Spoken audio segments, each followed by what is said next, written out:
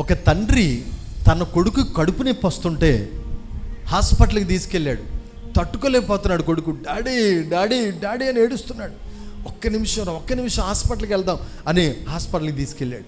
తీసుకెళ్తే ఇంకా ఏడుస్తున్నాడు. డాడీ డాడీ నేను తట్టుకోలేకపోతున్నాను.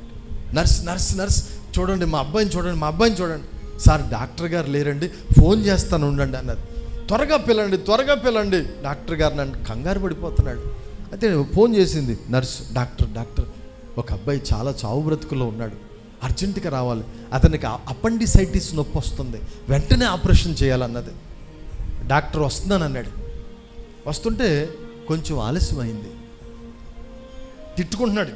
ఏం డాక్టర్ అండి నా కొడుకు చచ్చిపోయేలాగా ఉన్నాడు, ఇంకా రావట్లేదేంటి, అదే నా డాక్టర్ చేసే పని అని చాలా కంగారు పడుతున్నాడు, కోపపడుతున్నాడు. ఈలోపు చాలా సమయం ఇంకా రాలేదు.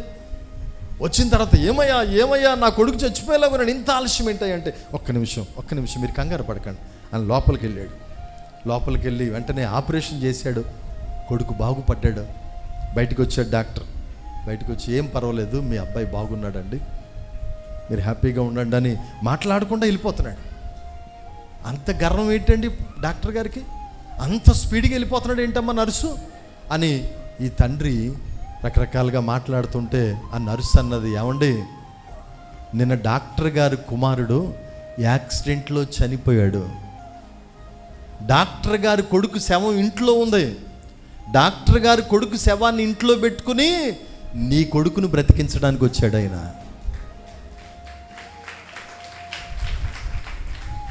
అదే మీరైతే వస్తారా? రారా. ఆ డాక్టర్ గారు తన బాధ గుండెల్లో పెట్టుకున్నాడు. కొడుకు శవాన్ని అక్కడ పెట్టి, అరే నా కొడుకు ఎలాగో చనిపోయాడు కదా, వేరొకడు కొడుకు చనిపోకూడదని వచ్చి ఆపరేషన్ చేసి ఇప్పుడు భూస్థాపన చేసుకోవడానికి వెళ్ళాడండి. కొన్ని సందర్భాల్లో మనం తెలియక మాట్లాడుతూ ఉంటాం బిడ్లారా.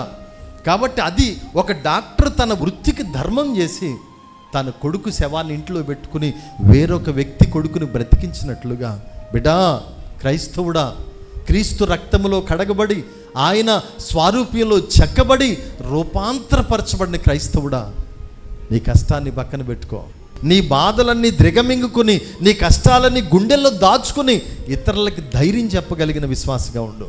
నువ్వు ఎప్పుడైతే ఇతరులకి ఆశీర్వాదంగా ఉంటావో నిన్ను అంతకంటే ఆశీర్వాదకరంగా మారుస్తాడు.